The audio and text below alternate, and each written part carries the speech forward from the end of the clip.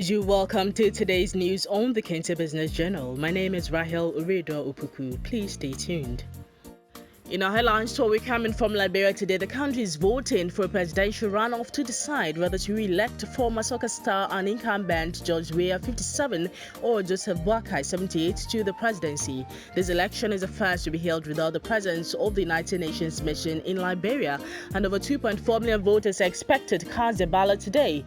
In the first poll in October, the two major candidates, George Weah and Joseph Boakai, took 43.87% and 43.44% of the vote respectively, a difference of about 7,000 votes. The round of vote comes after none of the 20 contenders in the October 10 election was able to garner the required 50% plus one vote to be declared a clear winner. Voting ends today and results are expected within 15 days.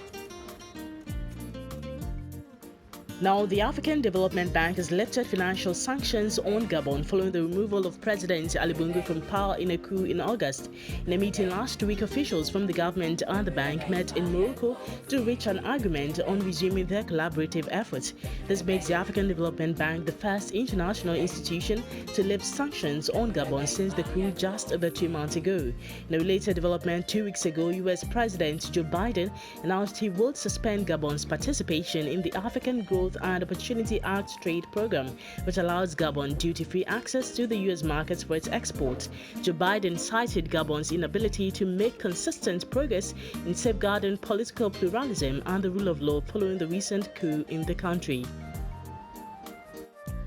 Coming from Ivory Coast, the country's former Prime Minister Guillaume Soro, who has been in exile since 2019, says he plans to return home despite having 2 criminal convictions. He said on Sunday that he was guilty of no crime and wanted to go back to Ivory Coast because, according to him, it was hard to live far from his ancestral land of Africa. Previously, the right-hand man to President Alassane Ouattara, he was accused of fomenting a civilian and military insurrection which led to his exile. In 2020, after being sentenced in absentia to 20 years for embezzlement of public funds, an Ivorian court sentenced him to life imprisonment for undermining national security.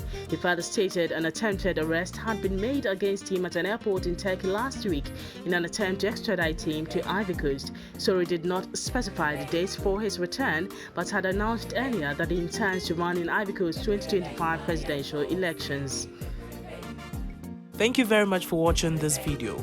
Please do not forget to subscribe to the YouTube channel KBJ Business Journal TV and press the notification bell to stay updated always.